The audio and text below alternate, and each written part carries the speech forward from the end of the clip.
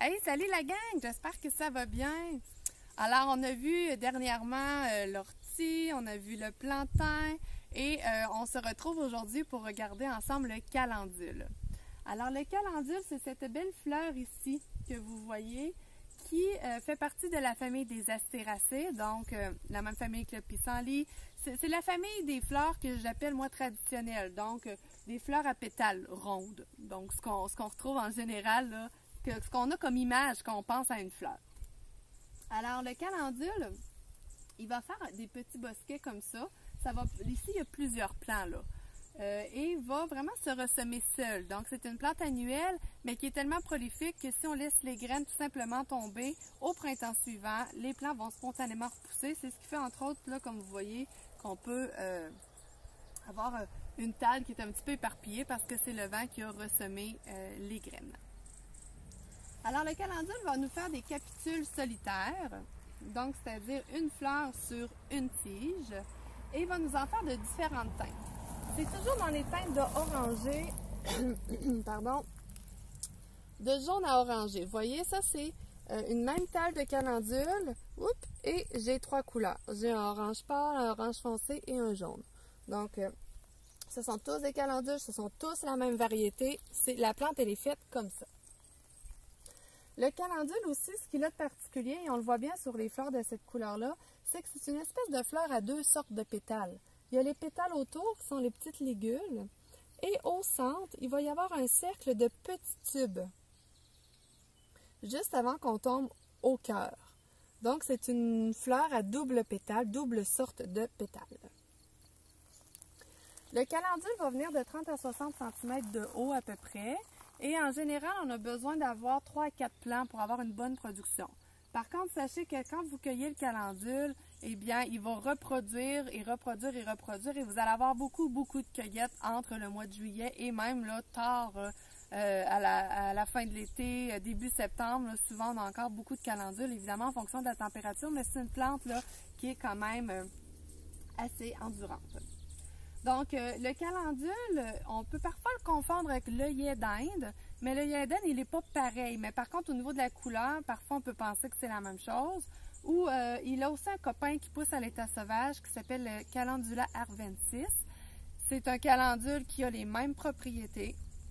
Donc, il n'y a pas de problème non plus à travailler avec la variété sauvage. Le calendule que moi, j'utilise, c'est le calendule officinal, qu'on appelle aussi le souci officinal.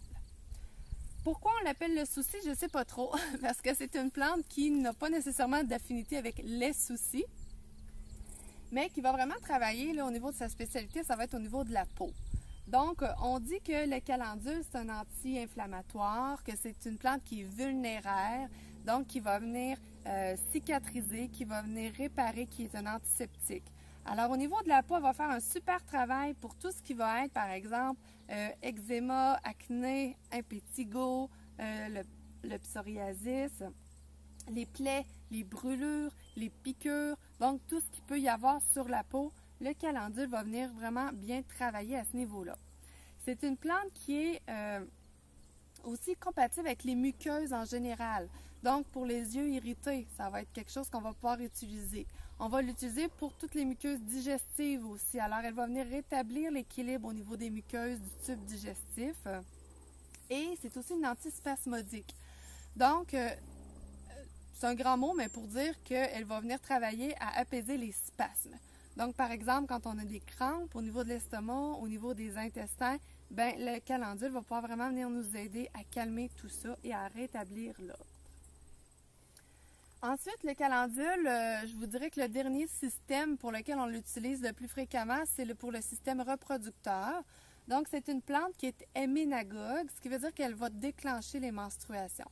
Alors, pour les femmes qui ont des menstruations qui ne veulent pas débuter, on ne sait pas trop pourquoi, qui ont un cycle irrégulier, par exemple, ça va être une très bonne plante à prendre une dizaine de jours avant le début de la date prévue des menstruations pour s'assurer que ça parte bien et que ça fasse son travail.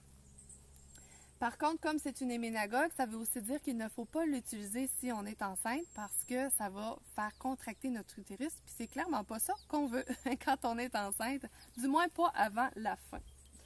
Alors, le calendule, je vous dirais que la meilleure façon d'utiliser, c'est en faire une huile. Donc, on va devoir, pour cette huile-là, par contre, les faire sécher. Alors, si je cueille mes calendules, je vais cueillir les capitules comme ça ici.